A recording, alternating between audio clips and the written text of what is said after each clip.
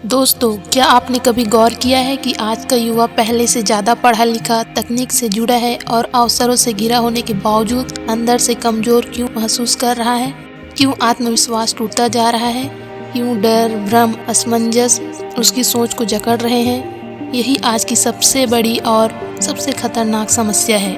युवा के पास डिग्रियां हैं, जानकारी है, साधन है, लेकिन उसके भीतर वह आग नहीं है जो उसे खड़ा कर सके, जो उसे कह सके कि मैं कर सकता हूँ। समस्या यह नहीं है कि युवा में ताकत नहीं है, समस्या यह है कि उसे उसकी ताकत का एहसास नहीं कराया गया।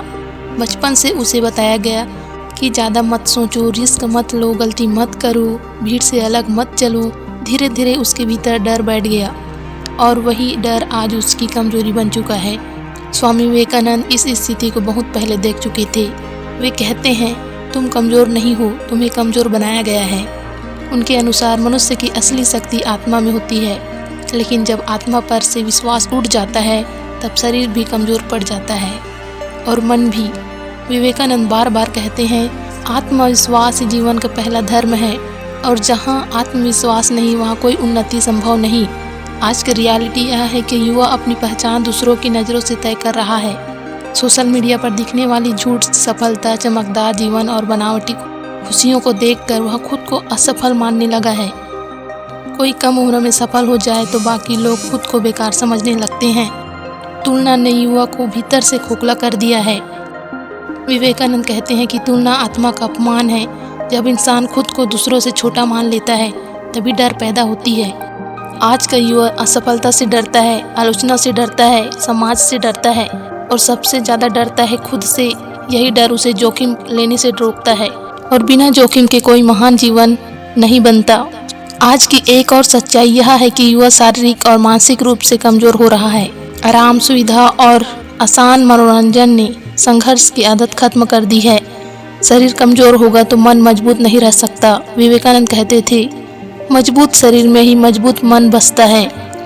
लेकिन आज अनुशासन, व्यायाम और संयम को बोझ समझा जाता है। समस्या केवल शरीर तक सीमित नहीं है, समस्या उद्देश्य की भी है। बहुत से युवाओं को पता ही नहीं कि वे जीवन में चाहते क्या हैं। वे भीड़ के पीछे चल रहे हैं, बिना दिशा के, बिना लक्ष्य के। विवेकानंद कहते थे कि लक्ष्य ही जीवन जीते जी मरने के समान है। जब लक्ष्य नहीं होता तब जीवन में जोश भी नहीं रहता। आज का युवा अपने इतिहास, अपनी संस्कृति और अपने महापुरुषों से भी दूर होता जा रहा है। जब जड़ों से रिश्ता टूटता है तब गर्व खत्म हो जाता है।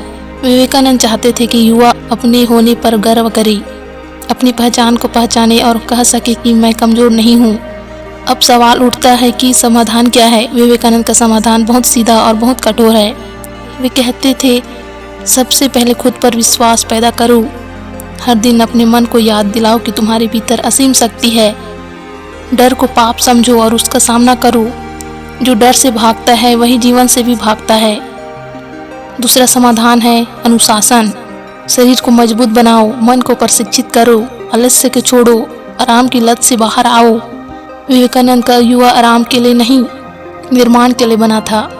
तीसरा समाधान है स्पष्ट लक्ष्य। एक लक्ष्य चुनो और उसी दिशा में अपने विचार, अपने कर्म और अपना समय लगाओ। विवेकानंद कहते थे, एक विचार लो और उसी विचार को जीवन बना लो। चौथा समाधान है संगत। कमज़ोर सोच वाले लोगों से दूरी बनाओ और मजबूत विचारों वाले लोगों के करीब जाओ।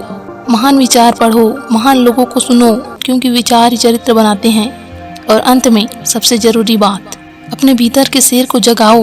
विवेकानंद कहते थे कि हर आत्मा में शेर की ताकत है, बस उसे जगाने की ज़रूरत है।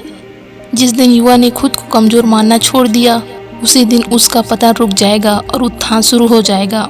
और याद रखिए, देश का भविष्य युवा बनाता है और कमज़ोर युवा कभी मजबूत राष्ट्र नहीं बना सकता।